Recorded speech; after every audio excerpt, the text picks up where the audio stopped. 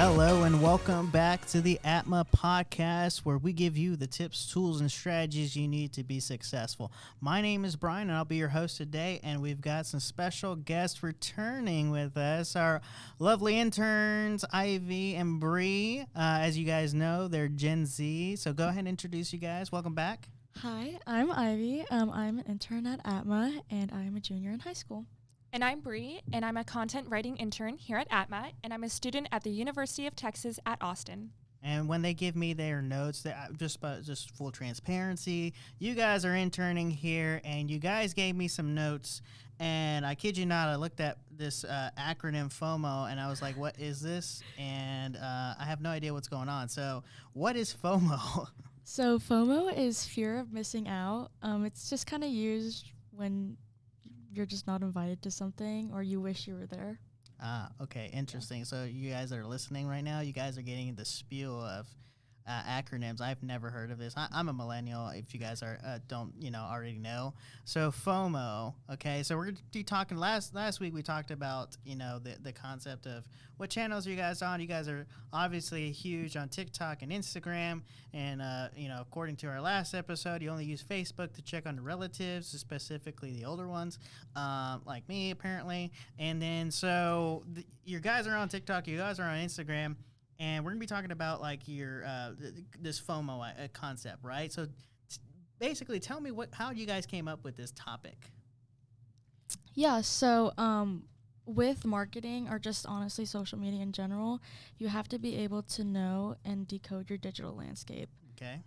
So with what's trending and what not to do, what to do. And I think it's really a big thing to keep up on, right? Essentially, that's the case. Yeah. You really have to be sure that you are following the trends, and there is a fear of missing out.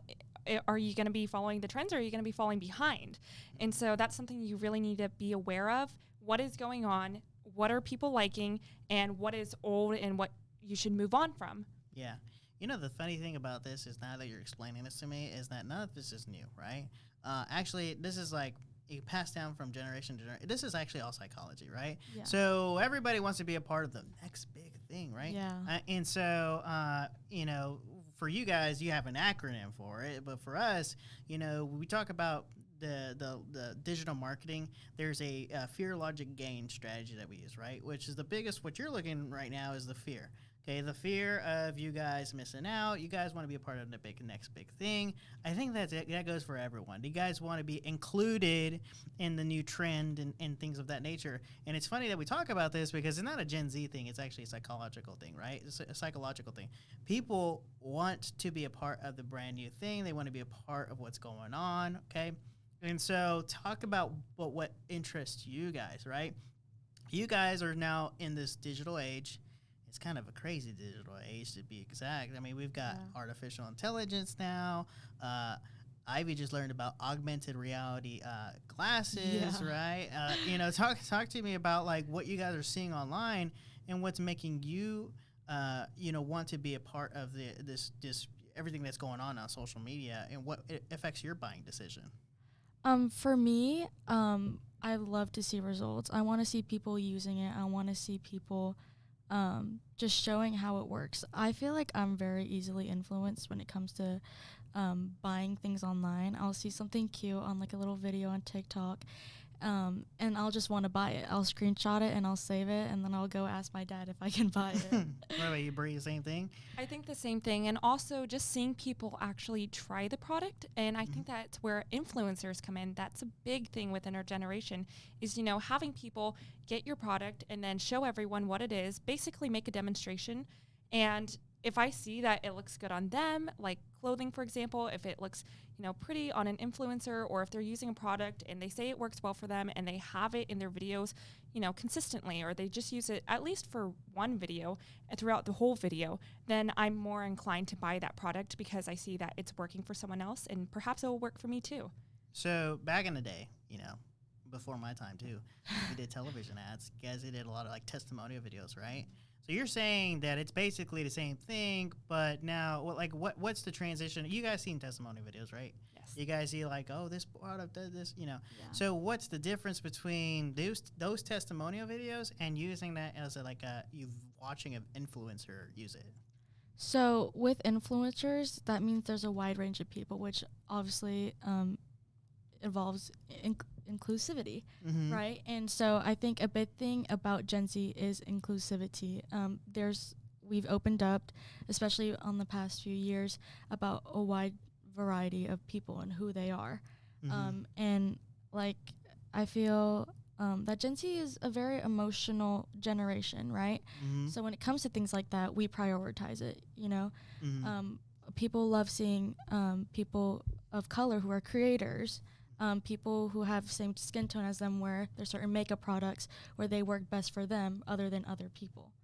And go ahead. Sorry. I was just going to say, I feel like with influencers, you can watch them over time with other videos. With like testimonials, I really only see that person, you know, once or twice or so, and then I don't really see them again. And it's like, I know that they're going to push a product to me.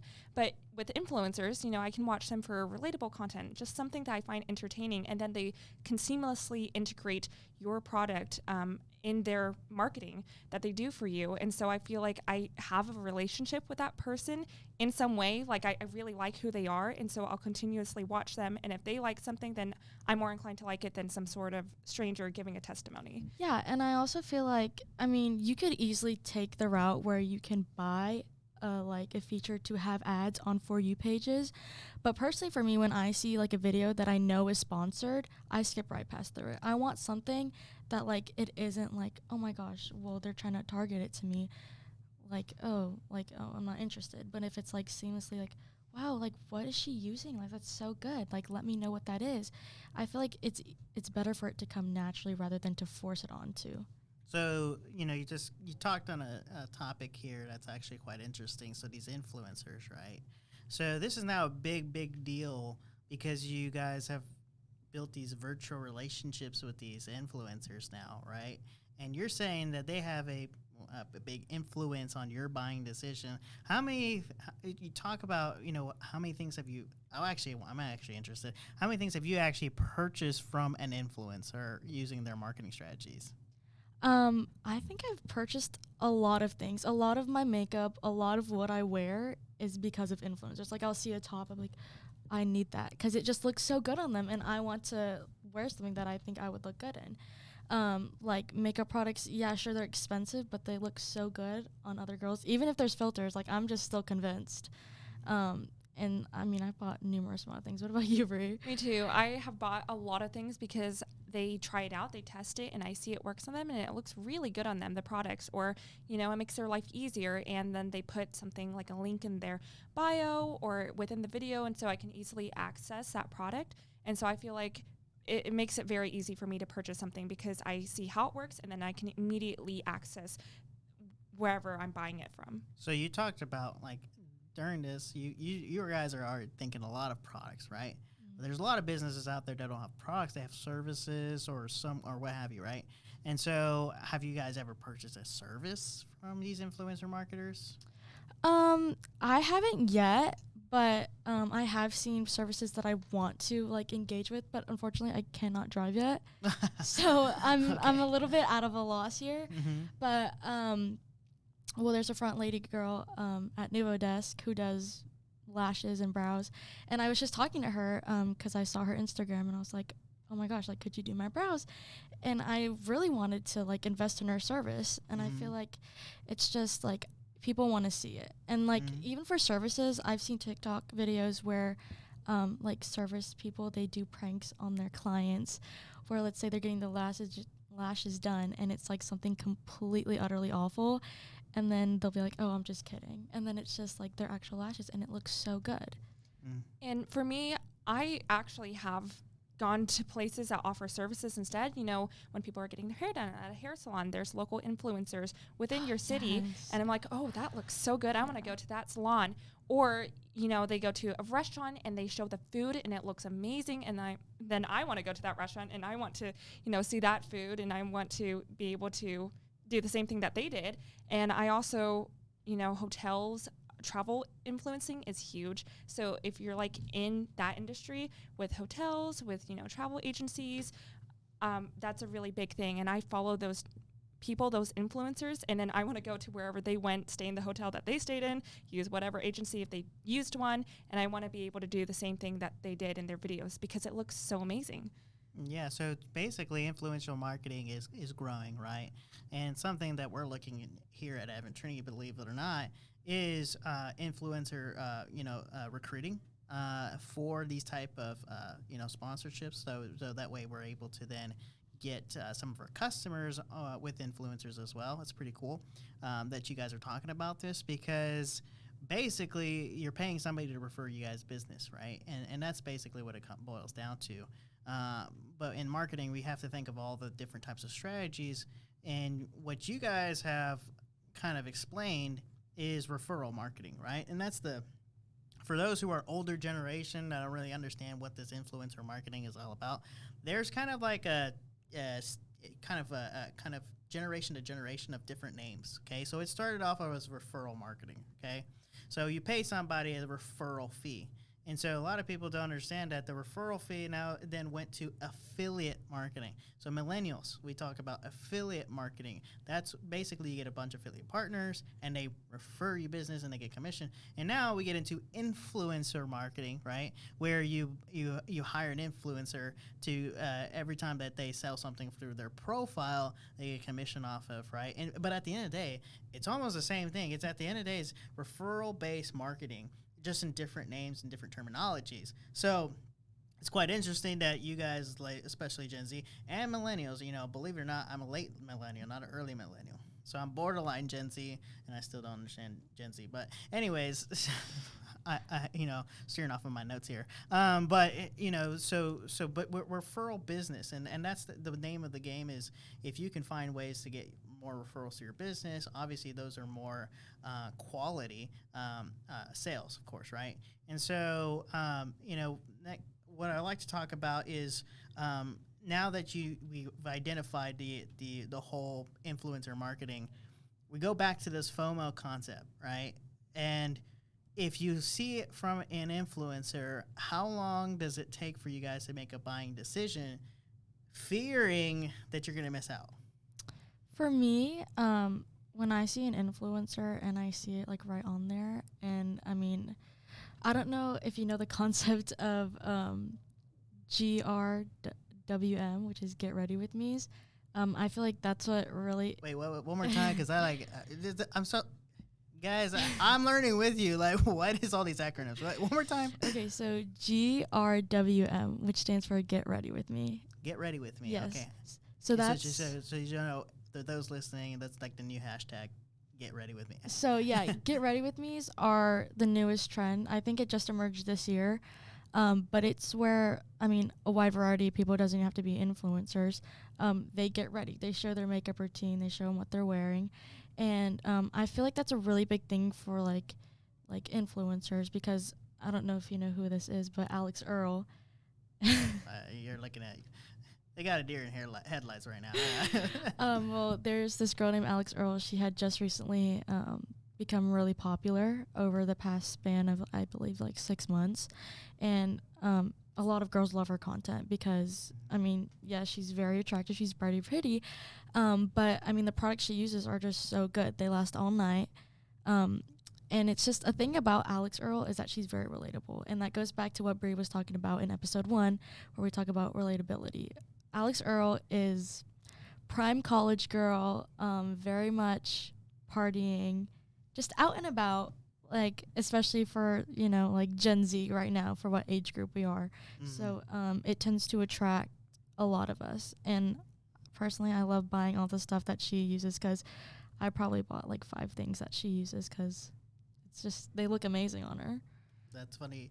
So you guys basically are being influenced, right, now that the advertising. So my question now is, so we have advertising and now we have influencer marketing. Based on like if you're breaking up your marketing and figuring out who your target market is, should a marketing company or businesses look at their marketing budget and figure out how to allocate, because they can't get rid of advertising, right? Mm-hmm. That's traditional. Yeah. But however, should they start incorporating influencer marketing? It depends on what the product is. I actually believe, honestly, if it's a service or any product, I think you can probably market it on TikTok. Um, I mean, the ideas about like on TikTok are endless. The possibilities are endless. You can easily start a trend one day and have it continue on the next. But I think a big part of it is just being patient. If you do want to invest in such like a Gen Z person on your marketing team, then you have to be patient because TikTok is an algorithm. It's not something that happens overnight because obviously there's going to be a lot of users on there, but you have to be patient with what you post and it's very strategic. And to add to that, I think consistency is key. Yeah. So you don't necessarily have to have an influencer. It can really help. It's more supplemental. I think you can make your own content and be very successful with that. But if you are not posting regularly, if you are not having a consistent schedule, that is, I think, going to be very harmful because the way the algorithm works is that they boost profiles and, companies that consistently have output, who have content out there all the time and who aren't just posting, like once a month or so. And they reward you for that. And so I think that if you can just make something that's fun, relatable, easygoing, and can put your product out there or your service out there and show people what it is, and you're doing that regularly, I think that can be incredibly beneficial to you. Sounds good. So, we go back to the FOMO. What does that mean again? I'm having brain dead. What is that? Fear of missing out. Fear of missing out. Well, thank you guys for joining us and talking about the fear of missing out and how that's influencing the Gen Zers on purchasing online. We're in the next episode. We're talking about quite a bit different things going along with the Gen Z topic.